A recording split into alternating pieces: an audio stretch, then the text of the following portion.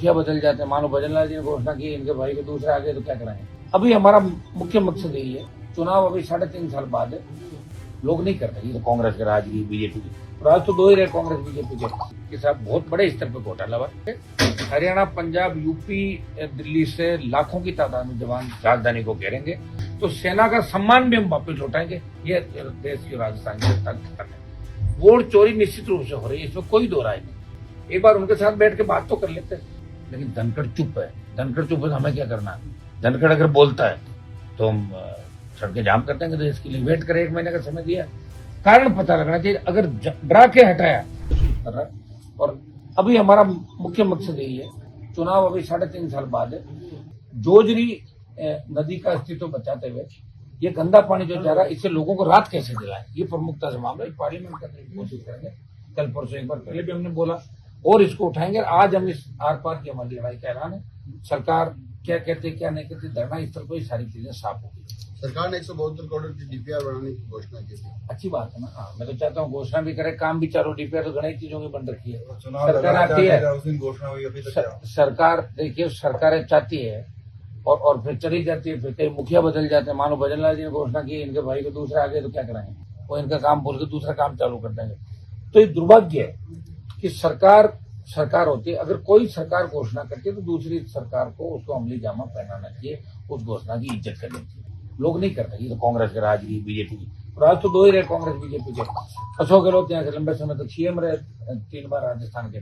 दुर्भाग्य से जोधपुर और बालोतरा की जो स्थिति है उसमें कहीं कहीं कांग्रेस का भी उतना ही रोल है जितना भारतीय जनता पार्टी।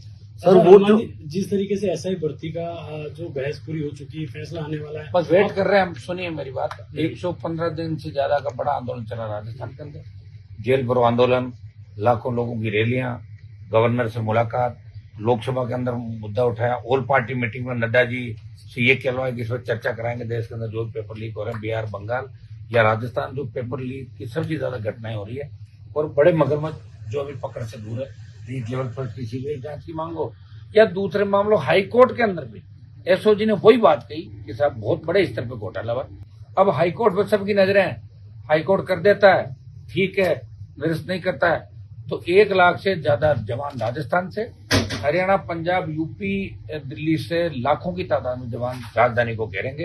राजस्थान के नौजवानों के मुद्दों को लेके, पेपर लीक, एसआई भर्ती, तमाम वो मुद्दे जो राजस्थान के नौजवानों के हित के मुद्दे हैं। और दूसरा अग्निवीर जो हम लगातार प्रयास करें, और सरकार ने 50% ज्यादा बढ़ा भी दिया कि हम ज्यादा लोगों को रखेंगे, कुछ भेजेंगे। हम ये चाहते हैं कि अग्निवीर व्यवस्था खत्म हो पूर्व की बात ही सेना भर्ती रैलियां, और इसका नेतृत्व राजस्थान का जवान करे। हम ये चाहते हैं जिस तरह किसान आंदोलन में पंजाब के लोग नेतृत्व कर रहे थे, अग्निवीर को समाप्त कराने के राजस्थान का नौजवान, देश के नौजवान को नेतृत्व करे।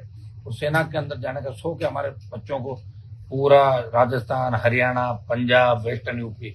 लेकिन दुर्भाग्य से अग्निवीर आने के बाद लोग सेना में जाने का मोह छोड़ चुके हैं और कहते हैं अग्निवीर बनने के बजाय तो कोई दूसरा काम कर लेंगे। तो सेना का सम्मान भी हम वापस लौटाएंगे। ये देश की राजस्थान की जनता को विश्वास दिलाना चाहते हैं। चुनाव आयोग ने आज प्रेस कॉन्फ्रेंस की, अपनी सफाई दी है, क्या कहेंगे? वो तो देते रहेंगे यार। चुनाव आयोग थोड़े कहेगा हमने वोट चोरा है, वो तो ये कहेगा कि नहीं चोरा। जब आप बताइए क्या होता है इन चीजों से। लोग गीता पे हाथ रख के कोर्ट में झूठी गवाहियां देते हैं, कसम खा जाते हैं, खाते नहीं करते। वोट चोरी निश्चित रूप से हो रही है, इसमें कोई दो राय नहीं।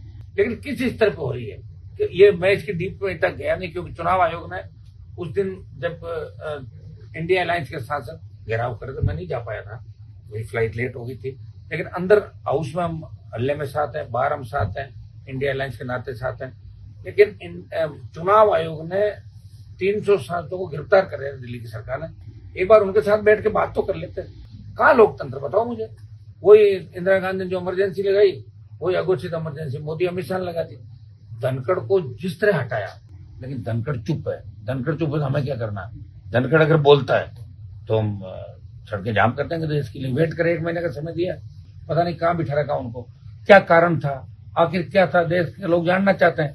क्योंकि पहली बार किसी उपराष्ट्रपति को इस तरह मजबूर इस्तीफा दिलाया गया। लेकिन हम चाहते हैं उपराष्ट्रपति अपने मुंह से बताए कि वो कारण क्या था। क्योंकि उपराष्ट्रपति भी बहुत ज्यादा ठीक नहीं थे, मैं आपको बता दूं, वो भी ज्यादा पंचायती करते थे। कारण पता लगना चाहिए। अगर डरा के हटाया तो निश्चित रूप से देश का किसान उनके साथ है।